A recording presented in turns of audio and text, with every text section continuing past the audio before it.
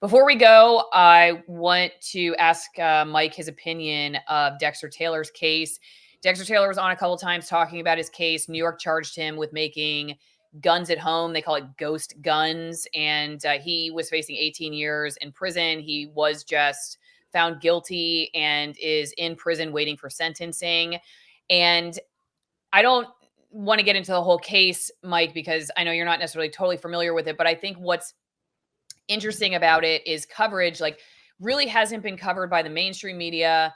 It has been covered by conservative indie media in some regard, not totally. And it's an interesting opportunity to talk about firearms and the news business because there's just so much. It's like a intellectual black hole in newsrooms when it comes to firearms. Like not just how to use one, the names of them, technology behind it, the laws, the Constitution. So tell us a little bit about your experience with that. Well, what did we do? An hour and a half on this a long time ago. It was a year and a half ago, I think. Yep. We talked about this. Yeah, the bottom line is the reporters or most journalists, they know nothing about guns. Nothing. They have heard about the Second Amendment, maybe just the last part of it, shall not be infringed. They live in a hive of everyone in the newsroom being like them. Never shot a gun, don't know anything about guns, don't care about guns, but they know guns are bad because that's the narrative that's pushed by the media across the board, right? National media, not as much by local, but it's still there because national news coverage influences local news coverage and local reporters. So they're going to tend to follow their narrative that they hear anyone in the national media report on. So Dexter Taylor got caught in, I think when you look at his story, he hasn't gotten much coverage at all because when the DA came out and they sent the feds in and arrested him and accused him of doing all these things, the media took that and ran with it and then moved on from it. So I think most of their coverage was relatively slim. And aside from some, conservative voices or independent voices like yours, who are interested in the topic, he hasn't gotten any coverage because he was, deemed by the mainstream media in the hive, that he's a bad guy. Because if you look at the headlines from the stories that were done, he had an arsenal of guns. Right. We joked in the newsroom, I had a producer, we joked in the newsroom, well, what's an arsenal? How many do you have to have before you could call it an arsenal, right? Is it 4? Is it 5? And so when he got hit with that banner, right, of building ghost guns, illegal guns, but even though in New York State, at the time, they were all technically legal to make yourself, his story was not going to get picked up and was not going to get covered by the media because there was no curiosity about it. There was no desire to look any further into it because the law enforcement officials said he was a bad guy. So when you're in an issue like that, like guns, they're not going to come out and champion you. There won't be a voice in the newsroom to look into that story and to investigate it. I mean, they won't even see the interviews that he's done and saying, hey, maybe this guy's getting a raw deal. We at least ought to look into it and tell his side of the story. Just generally, it's not going to happen. No. It's reflective of two issues. Number one, in my opinion, that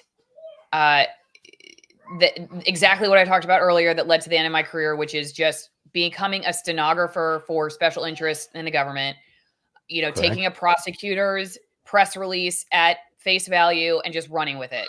And that's what this article shows. And that is one of the main reasons, if not the main reason, I got out of TV news, because I was incapable on most occasions of doing anything more than just regurgitating press releases and stuff like that, because I just did not have time to investigate them. And I was sick and tired of doing that.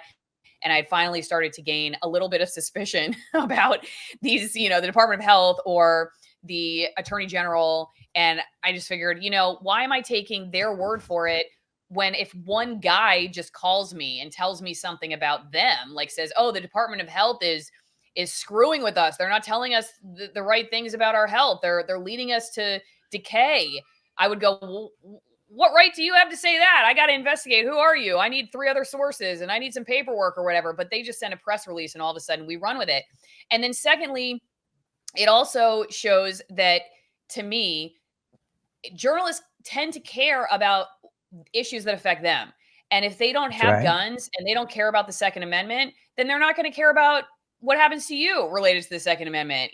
They got all the vaccines. They don't care about, you losing your job over the mandates because they didn't lose their job. And more and more being on the outside, I've started to see this trend that we tended to cover things, not always, and I see it even more now, like I said, because I'm not on the inside, but if it affects if it affects the class of the journalist, whatever social strata you would consider them in, then they'll get very hyper about it and near hysterical.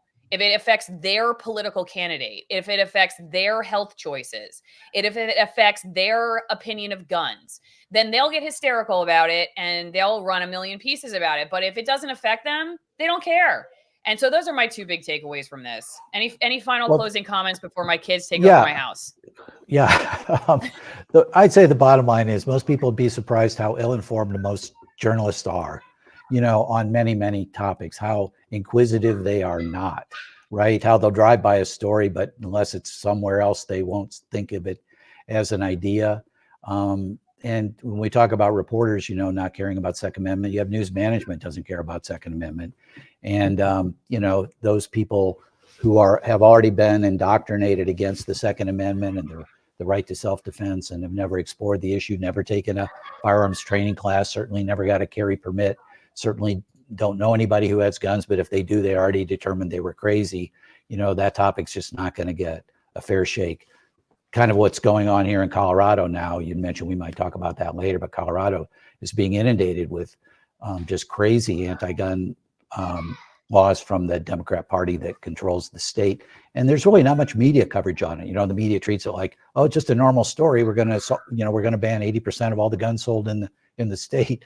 I don't know. That seems like a big story. No, if you're for it or against it, I don't know. It's a big deal, but they don't treat it like that or cover it fairly. So if you're in the gun world, man, I'll tell you what, the second they came after abortions, man, journalists were just all over it. I don't know. Apparently journalists get a lot of abortions. I'm not sure. Or, another thing that I thought was really interesting was I was reading about the journalists when they were covering the SCOTUS decision, found all these OBGYNs who were just horrified that they're not going to be able to do abortions anymore. And here I am thinking, wow, I didn't realize that it was so central to an obstetrician gynecologist who delivers babies to be able to abort a child. Wow, I thought you guys were here to save children's lives. I did not realize abortion was so central to. So yeah, because they're like, we're going to move to another state where we can practice real medicine. I'm like, wow, but that was so important to them. So they will jump on it like that. It's been a real interesting kind of case study and projection, I guess. But yes, Mike is going to come back. We're going to talk about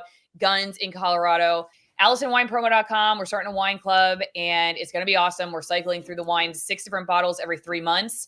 I'm working on getting an interview with a guy in Argentina who's going to finally explain the extremism behind the most extremist wines in the world, my high altitude extremist wines. You're going to get all this great content. You're going to be on my listserv. We're going to drink the same wines together.